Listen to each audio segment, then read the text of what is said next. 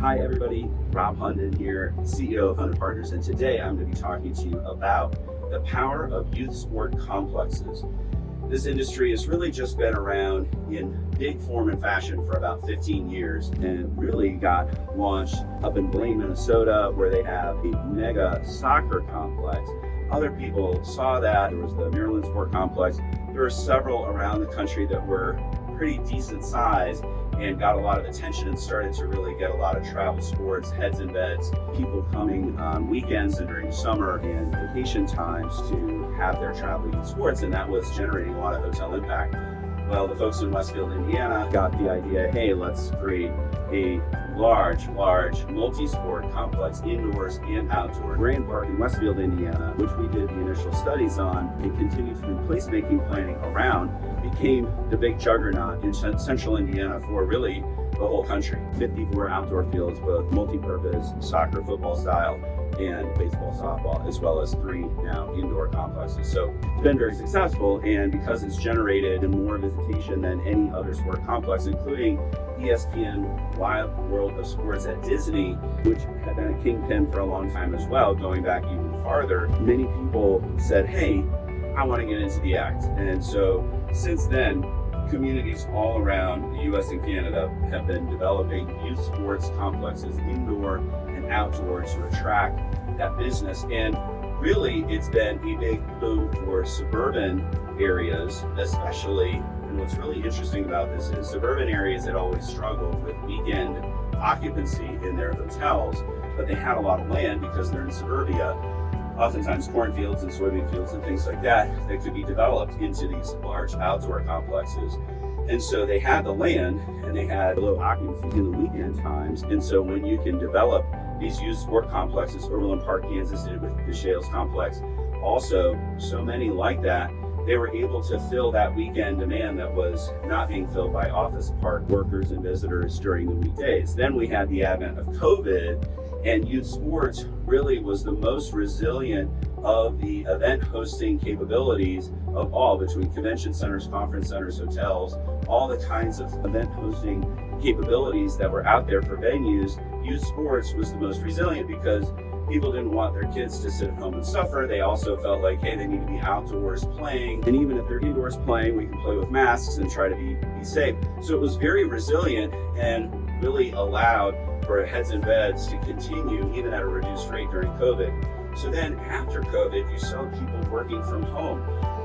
And of course, we still have that in a lot of places. And so what does that mean? That means lack of heads in beds during the weekdays for business travel, as more people are working from home and traveling less than they did before. Now that's trending back, but again, youth sports was a way to drive hotel visitation to communities that were lacking it due to a number of factors, just weekends in general in suburbia, or the fact that you have a lot of folks working from home. So now you've got everybody trying to get into the act. Well, youth sports is great. It's going to become more and more competitive as more and more communities start to build venues because they don't want to miss out on this opportunity.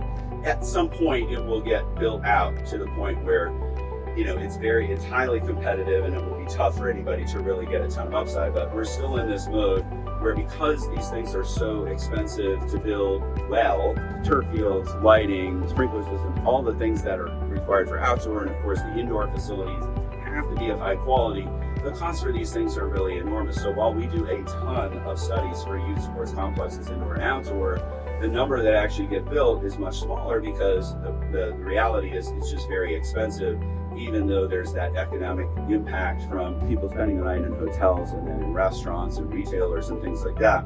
There's rationale for it, but it's still hard to swallow in terms of development costs. So this will take some time to fully build out through time.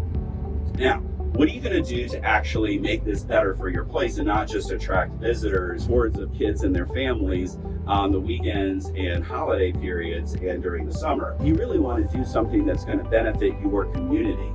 So besides having great indoor and outdoor sports fields and courts for your community to use as well as those visiting, what are we going to do to make this great for your place and make it a better place to live, work, play, and also visit, right?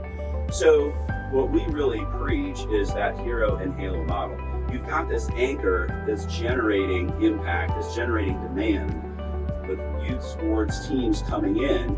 But if you don't have the hotels to capture that spending, and you don't have the restaurants and the walkable area where people can shop and dine and spend money and spend time with their other kids, with their grandparents, when they're not playing sports, because most of the time you're at these tournaments, you're not playing, you're doing something else, you're sitting around, and you don't want to get in your car and move from that protected parking space that you spent so long finding.